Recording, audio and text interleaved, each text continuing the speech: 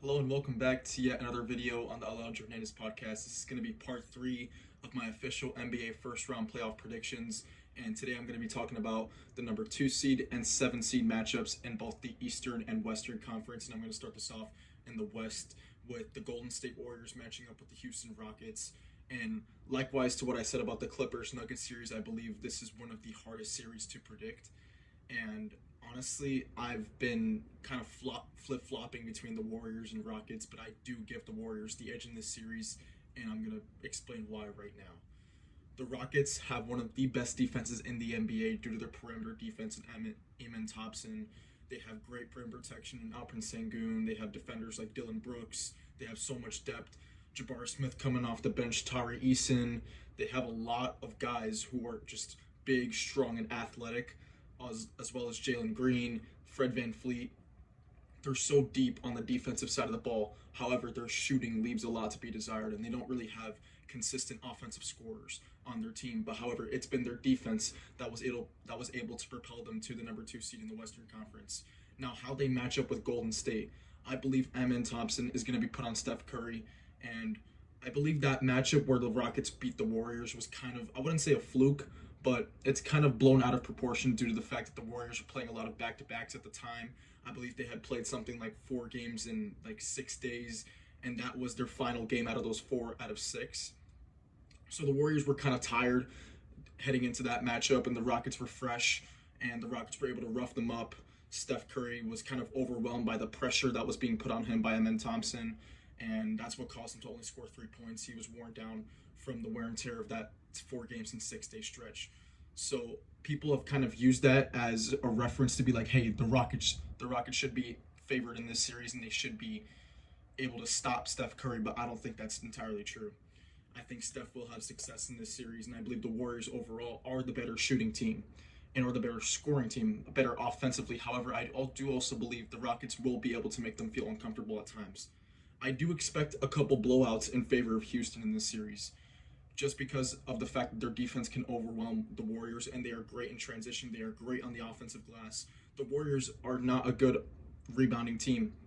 Since they kind of run small, they have run Draymond at the 5, and then at the 4 they either run Jimmy, or it could be even Kevon Looney subbing in. But I just don't think the Warriors will struggle this series in terms of rebounding due to the size that Houston possesses.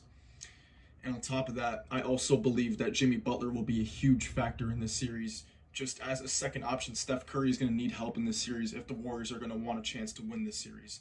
And that starts with Jimmy Butler. As a second option, playoff Jimmy will have to show up, and I believe he will. In that play-in game, he scored 38 on Memphis. Just his ability to get to the free throw line is going to be huge in this series, as he's going to have to get Houston's players in foul trouble. And I believe he will. I believe his primary matchup is going to be Dylan Brooks, and he's going to have to go to work on Dylan Brooks. And if the Rockets can slow down Jimmy, then I believe they have a real shot at winning this series, because I don't believe the Warriors, outside of Steph and Jimmy, have a reliable third scorer. Now let's go to the Rockets side of the ball. Jalen Green. I believe Jalen Green's play is going to be the deciding factor in this series. He's probably one of the most inconsistent stars in the NBA right now. You really don't know what you're getting on a night-to-night basis. He could drop you 30 points, and when he does drop you 30 points, the Rockets' record is really good. I believe they're 13-2 when Jalen Green drops over 30 points or more in the regular season. And they beat a lot of good teams during the regular season, including the Oklahoma City Thunder, including the Lakers. Jalen Green, when he is on, the Rockets are very dangerous. However, that is going to be put to the test, as this is his first playoff appearance overall in his young career. So will he step up to the plate? If he is scoring the ball at an efficient level, I will give the Rockets the edge in this series, because I believe, along with Jalen Green scoring and their defense, they are the better overall team than the Golden State Warriors. However, if Jalen Green is inconsistent and his shot is not falling, and he is averaging between 15 to 20 points on horrible efficiency, I would give the Warriors the advantage. With all that being said, I believe the Warriors' shooting and overall offensive production with Steph Curry and Jimmy Butler, on top of that, their playoff experience, I would give the Warriors the edge in this series, and that's why I have them winning in 6 games.